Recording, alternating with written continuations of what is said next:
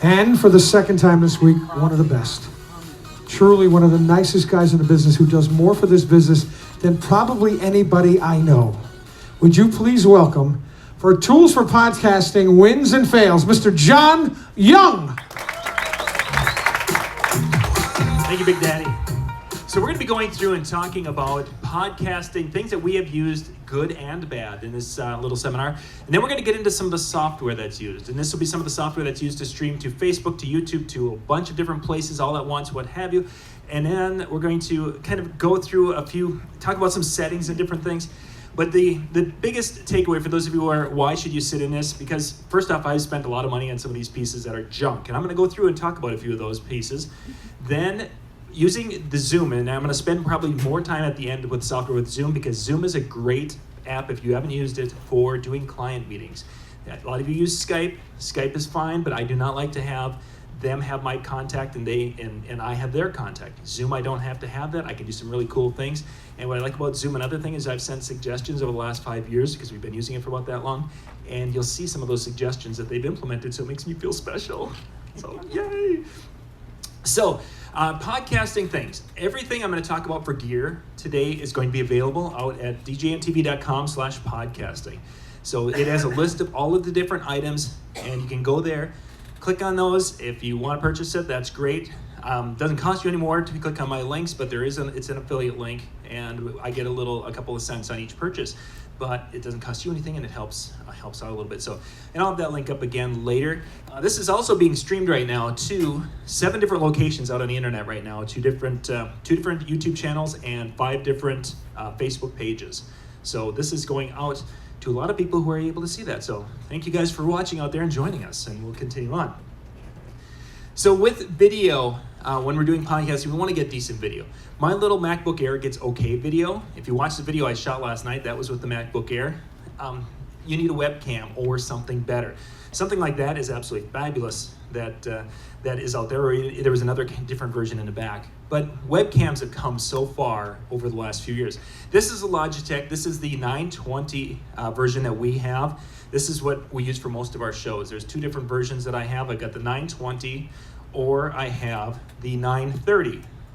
The biggest difference between the two is that the 920 has a little bit narrower. It only has about a 78-degree coverage, where the 930 is a little bit wider. So if I'm going to be doing a tabletop thing and I don't want to be, don't want to have to move it as far back, the 930 works better. There's a little distortion with it, but it's a great camera.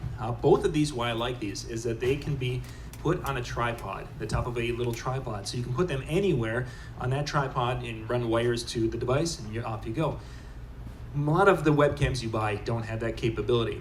The 920, I'll go back to that one, has been replaced by the 922, but you can still find the 920s on Amazon for about $50 or $60. Great deal. I've purchased these as high as $120. They are priced, they're way down now, so it's much better. And 930, again, if I'm going to choose left or right, I'd go 920 all day long. But now I want to go to 4K. So this is the one I want to get, but I'm not going to get it because it doesn't have that tripod capability. It can only be clipped on. But Logitech came out with the Brio in the last year here to be able to do 4K. And now that I have a bigger, more bandwidth at the house, and I have this Restream, which you'll see in a little bit, this is going to be on my next round of purchasing, to be able to get 4K video out of a camera. Those are the main ones we use when we're talking about podcasting in the studio here for DJ and TV. Then it's to get audio for our podcasting. We're going to look at 4 different mixers here today, and I own all 4 of these, and there's good and bad with these. This is the one that probably one of the first ones we purchased, because everyone said the Q502 was a great little mixer for podcasting, and it's cheap. It's like $50. Well, it's functional, but it wouldn't be the one I would recommend. If you just wanted to have something to go and be able to make some quick and dirty edits, it'll do that. It doesn't have the headroom that I like when it comes to a microphone.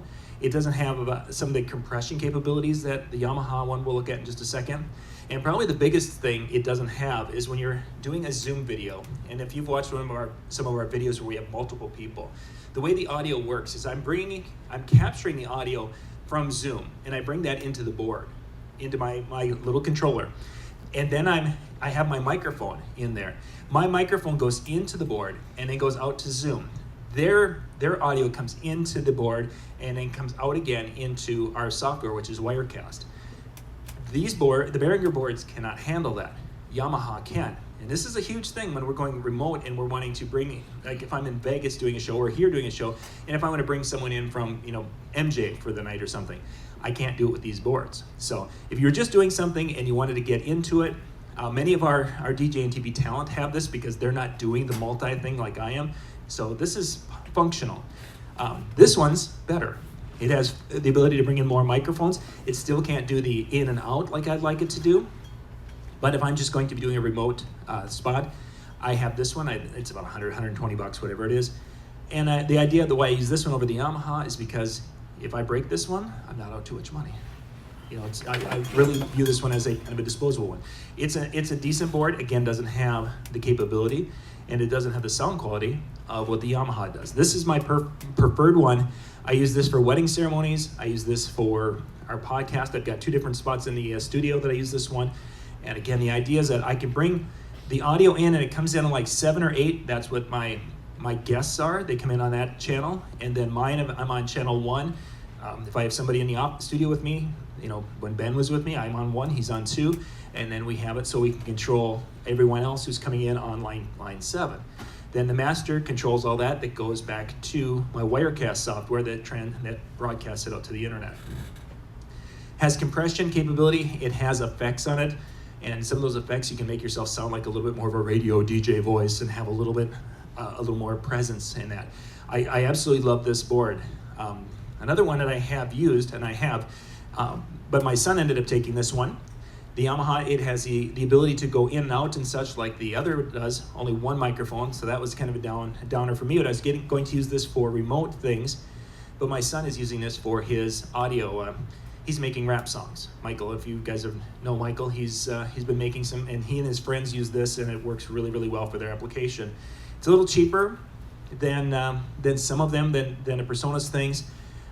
If you're going to go with a board, this is the MG10XU is the one to go with, is in my estimation. Good board, but it just doesn't have the flexibility.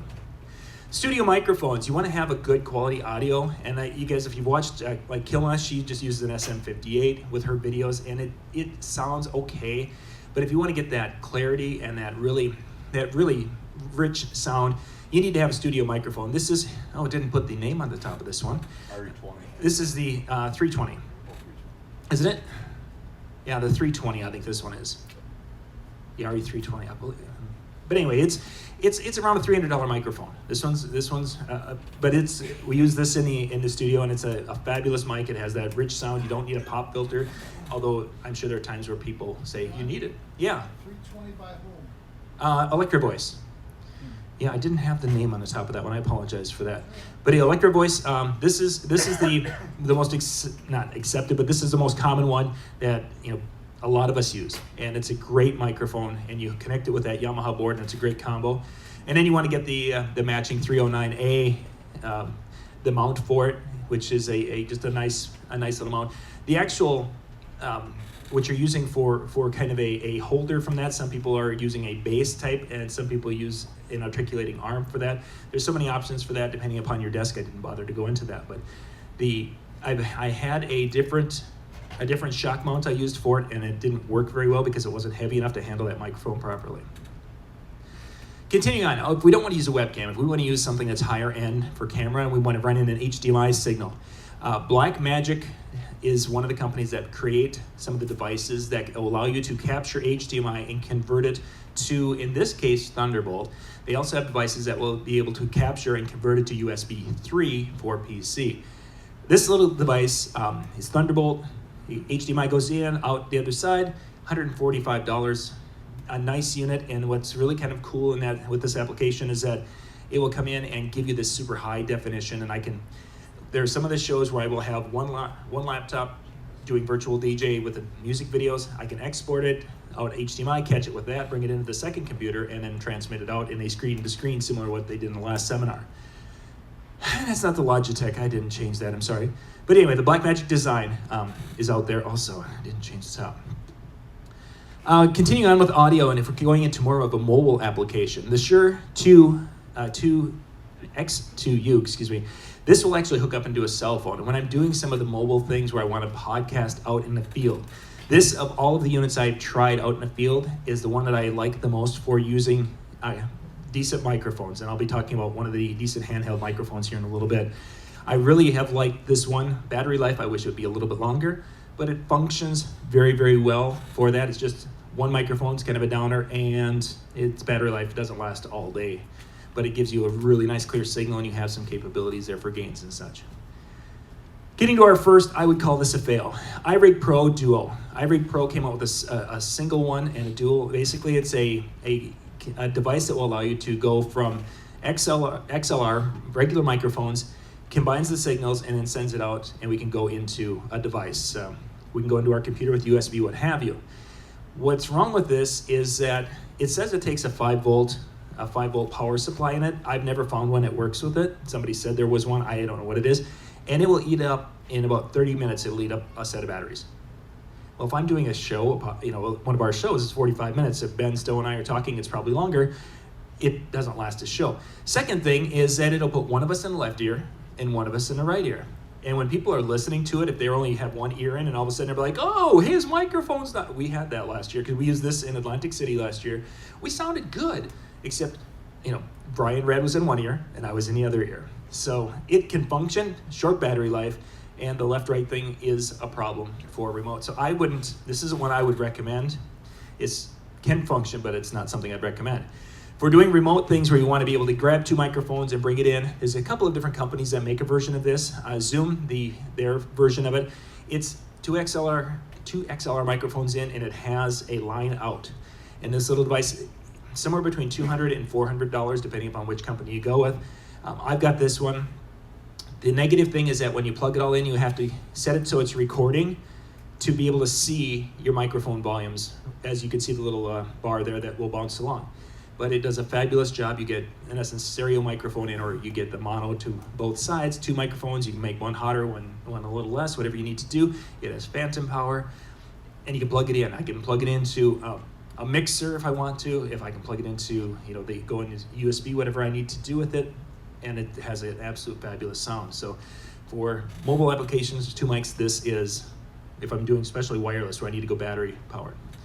If you're just grabbing audio for a podcast, the little H1N is my second method. Before we had some decent wireless microphones, I would shoot the video and be walking and talking at a distance and recording with this. If you're doing couples recording and being able to wanting to catch some of their, maybe their little, they talk over the voiceover for their first dance, where they're going to say, wow, the first time I met you, I knew you'd be the one, that type of thing. This little recorder is surprisingly good, and it's under $100 most of the time. It's one I've been very, very surprised at the quality of this thing, and it's something to definitely check out. Getting into more mobile device things, if you want to go right into the cell phone, Rode, of all the lab mics, and if you go search cell phone lab mics, you're going to see hundreds of them. I would say I probably have had about 40 or 50 Chinese ones sent, and that sounds like a lot. When I did this first video and put it up for Rode, the Chinese company started sending me their lab mics. And I have got so many of them that a couple of them I use, most of them are junk, and I replaced them. Yes, this is $70, but it's probably the best $70 I have spent. I was using one earlier, Jeremy he's used one. They aren't the most durable things, as lab mics aren't, but the quality of the sound and the flexibility and such with it is definitely worth looking into. The Smart Lab, there was a Smart Lab and then a Smart Lab Plus. I don't know if you can get the Smart Lab anymore. I wouldn't recommend it. The Smart Lab Plus just had a little bit better dynamics. When you have that, one thing I should point out, tip ring sleeve down there, which is a cell phone type connection, because you've got your microphone and you've got your audio in. So sometimes you're going to need a connector to be able to use that microphone, which is a great mic, but if I want to use it with my camcorder, I've got to go from a tip ring sleeve, the gray side, to the other side, which is a tip ring sleeve of a camcorder. And I have also purchased the opposite, so I can take a regular microphone and use it like my Rode Shotgun mic. If you guys have seen, I didn't put that up. I should have put that one up here too. It's the Rode Pro Shotgun mic. It's a great little mic for being able to do interviews in a quiet room that I'm wanting to talk to somebody about 10 feet away. We need to have this. So the S3 and the S4 are 2 completely different applications, but if you look at it, some companies have actually listed them wrong on Amazon. where they have the S3 description on the S4. So if you buy that thinking, oh, I need this one, and then it's the wrong one. So just something to be aware of, that there's more than one. This is actually my latest addition. It allows me to go into my cell phone, but you can see I have mic in 1 and mic in 2. I can run 2 of those little lab microphones in there. So now I can do an interview if I want to, having 2 people on video with my cell phone. And then I have the headphones so we can actually hear if we sound like what we want to sound like. That's my latest addition to our things. I haven't used that at a show yet, but I'm really kind of excited to be able to use that in Atlantic City when we're coming up here in a couple of weeks, or a couple of months, I should say. Another fairly new addition we added in 2019. This is the ability to be able to capture better audio. I wanted to use a higher end wired microphone for what we're doing. I went with the Sennheiser. This particular unit is around $1,200 for the film version. It's using the G4 platform from Sennheiser. EW500 is a great one. They have a couple of steps down from this. They also have the XSW or XSWD versions that can do similar. But what this can do is that one of these is a transmitter for belt pack or for a lav. The other one is a receiver that goes on a camera, and then we have that little device right in the middle. And that little device right in the middle will hook up to any XLR or Shure SM58 or a different one, and a different microphone. We'll look at a Sennheiser in a second, and you can get incredible sound with this. This is studio type quality sound from this, and my range, I can go 150, 200 feet away, and I can go through walls, and you can still hear. Continuing on, to do these things with the cell phone, this is the mount I've actually used, and what I can mount, put the cell phone in there, tighten it up, and on the very top I've got a cold shoe. I can mount the receiver from this into that cold shoe at the top, and then I plug everything into the cell phone, and I have that ability to be able to shoot and talk to the microphone or talk to the camera, and everything's in one little device.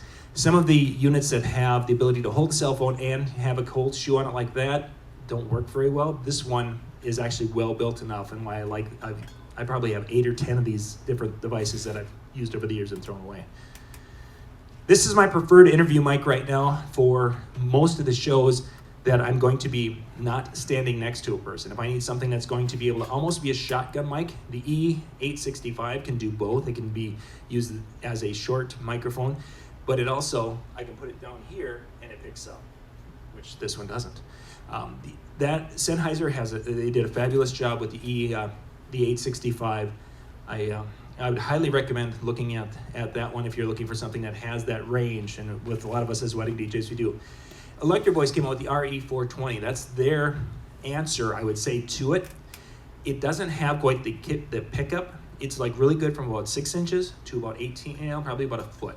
That it really, there's no drop off. And then when you get beyond, it's gone.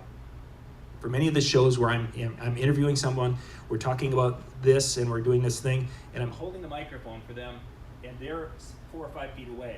The Sennheiser would pick it up, the EV wouldn't.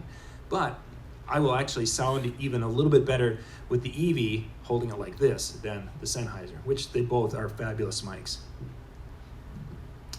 So when you're doing some of the lighting in the studio and such, this is an area in which I've struggled with. I mean, we've got a light that the one's coming from the back that's kind of a warm white somewhere in that, but you're going to be wanting to look for lights that are in that 3,000 to 4,000 K range.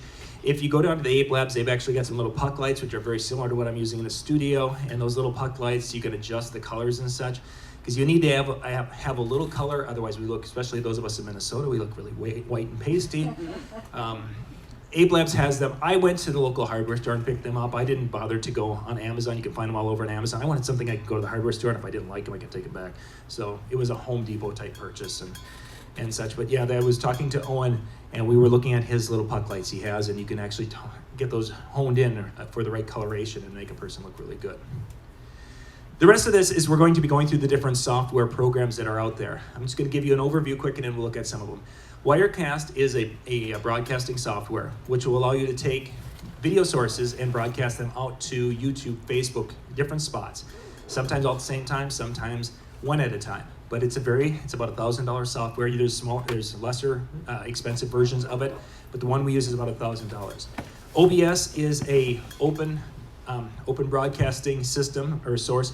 which is basically free to allow you to be able to do streaming and such free, and we'll look a little bit at that. vMix is a little bit newer. It's an Australian company that has a service. I think you can buy it for the year. It's less expensive. There's some different functionality. Zoom is my big one that we use a lot for meetings, client meetings and different things, and we'll look at some things from that. Webcam settings allows us to adjust camera, and we'll look at that. And Facebook Restream, we'll go through those all just to give you an idea. And I'm going to drop out of this because we're going to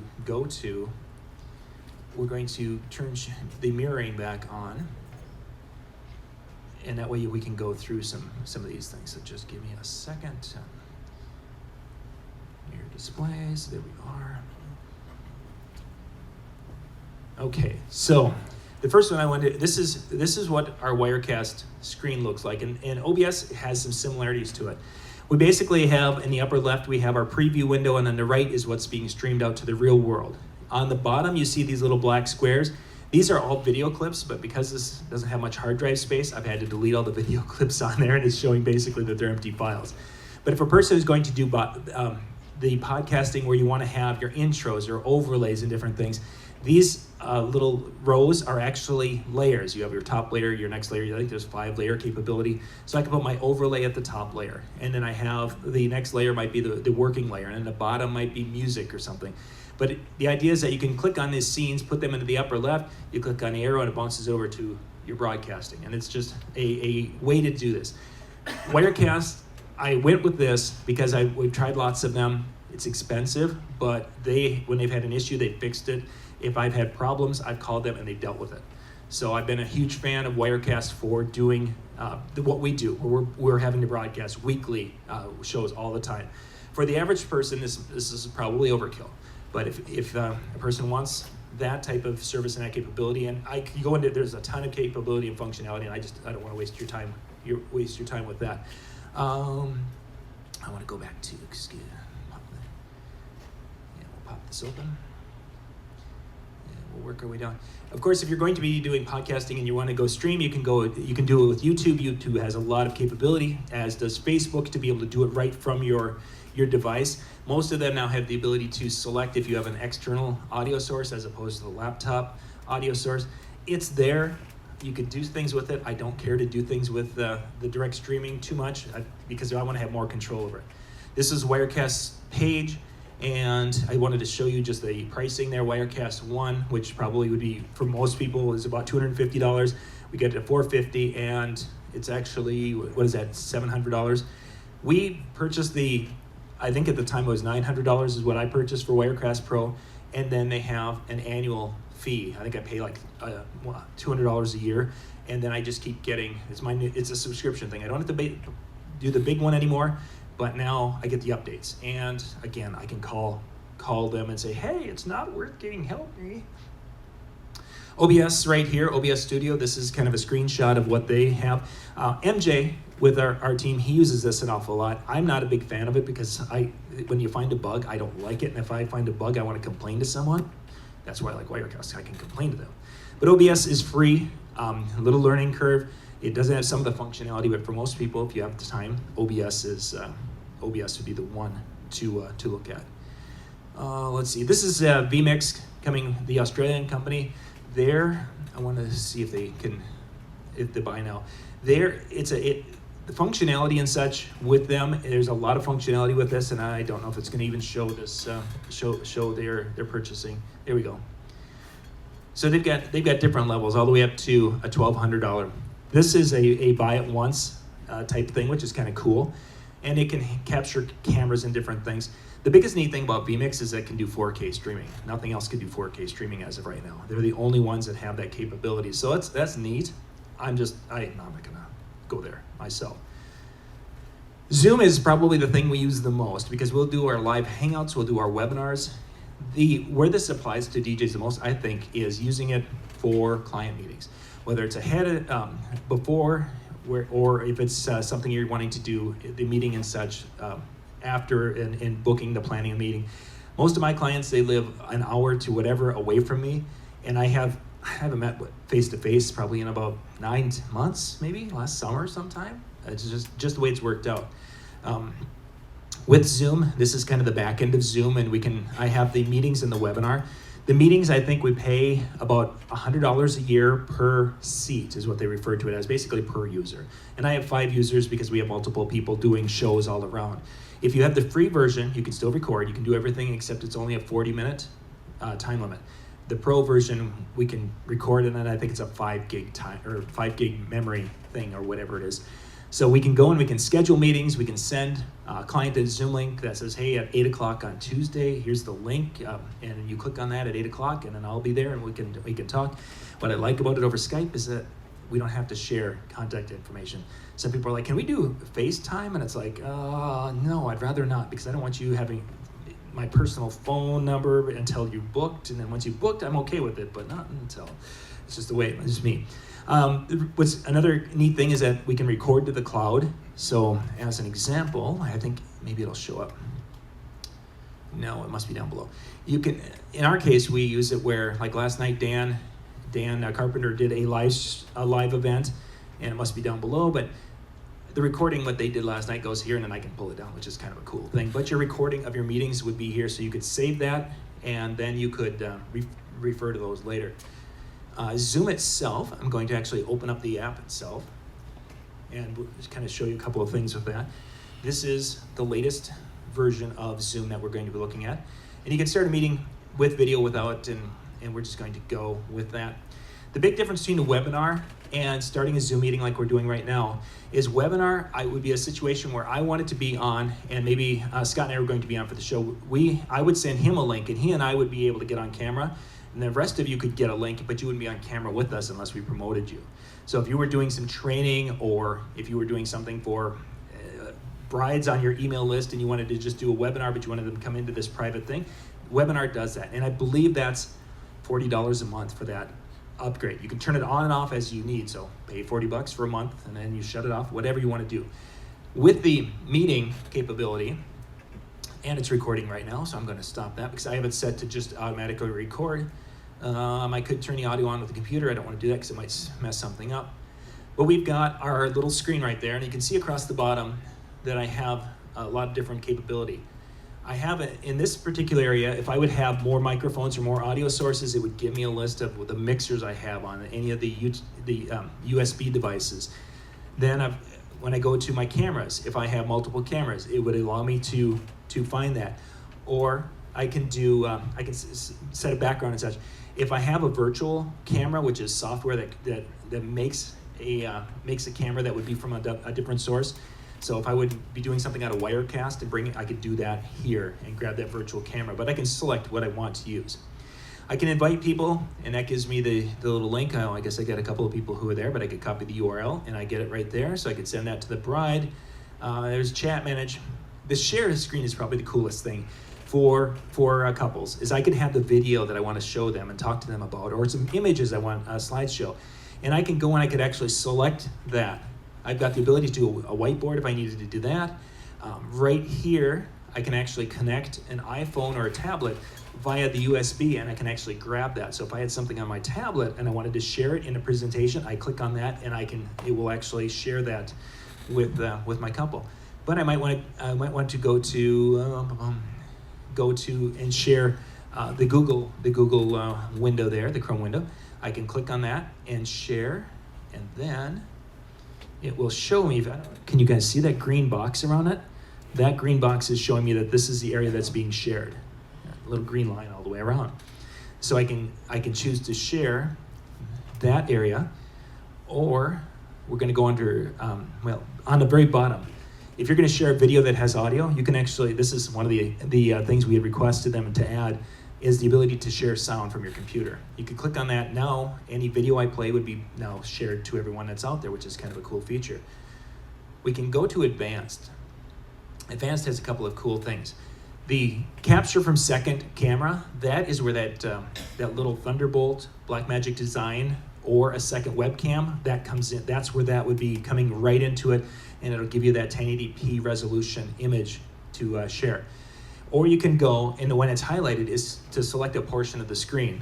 So if I wanted to just select, I can click on that, and I could go through, I'll move this out of the way, and maybe I only wanted to go and show them, or this area of the screen, If I want to do a PowerPoint, well, I could actually bring the PowerPoint up. I suppose the keynote's here somewhere. If I wanted to keep the keynote up like this and I wanted to just share this window, I can't really do it with one computer because I need to export to a second screen, or this is going to monopolize it and I wouldn't be able to see my little things on the side. But I can highlight that area and just share that to my bride. So if I had a PowerPoint that I wanted to share as my part of my presentation, I could do that. She wouldn't be able to see any of this stuff or any of the top. All she would see is right in that area, and that's with the portion, doing a portion of the screen. If I do the sound, they'll still hear my microphone and they'll hear anything that plays on my computer. So if I have something really weird that's going to be played sound-wise on my computer, she or he will hear it, which would be possibly bad.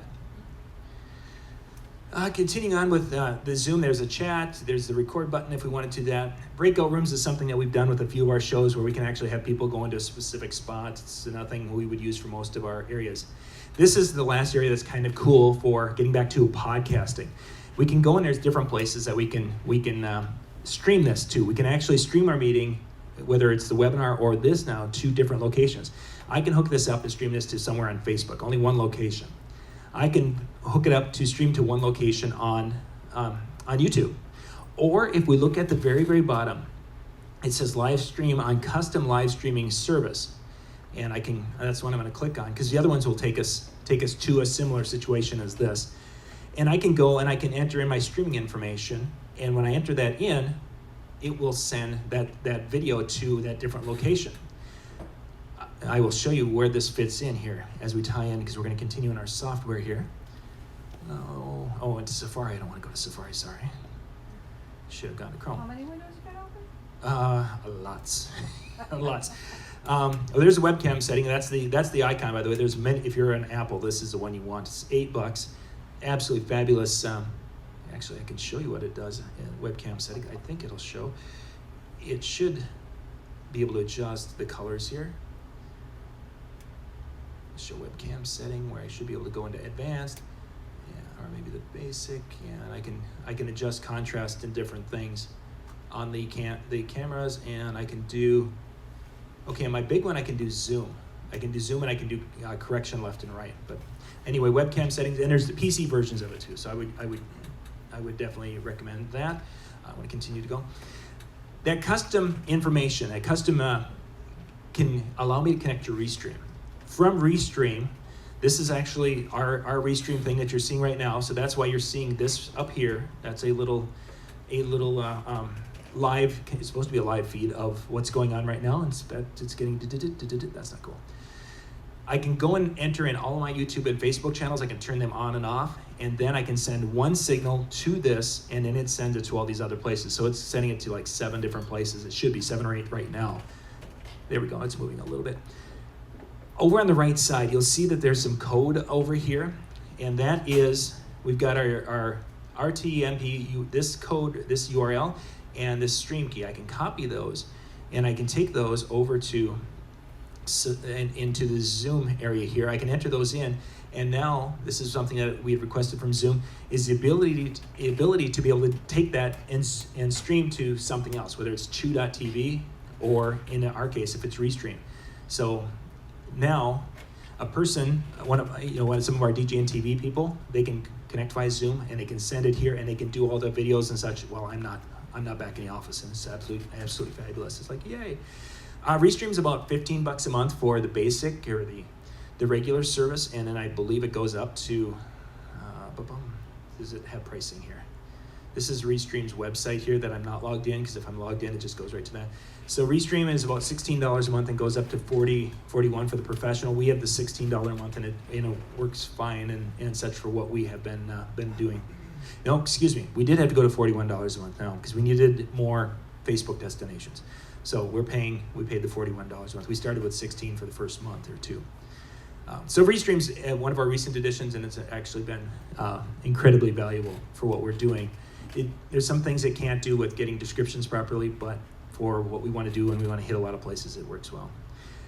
The final things I wanted to kind of hit here before we wrap up is if you're wanting to do intros and such for your podcast, Videoise, I talked about this the other day. They make a really cool, their little website and such, and they create their animations and things. I don't know if this one will show one of them, but they've got a lot of different animations, and I don't want to hear you.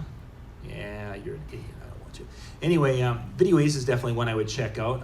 Must not be logged in here or something. We'll just pop over, and then the other one is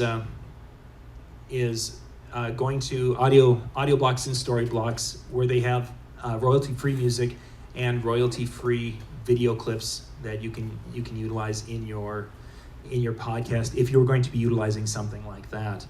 I buy both. We pay for both of these, and we use some of the clips here and there, but not as much as I thought we'd ever use it.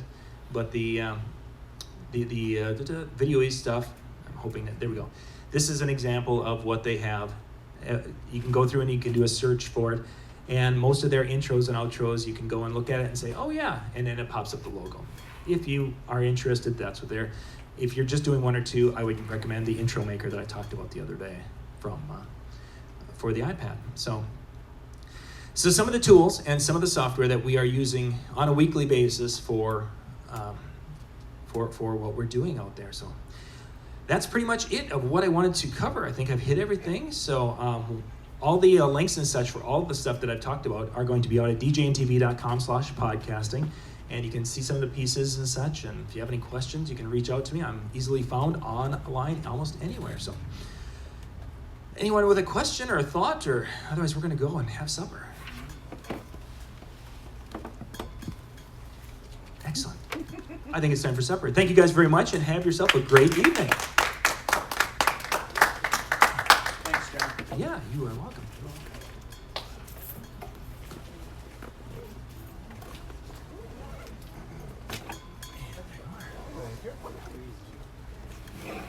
Did you have the other one? There's another one on the podium up there. Okay.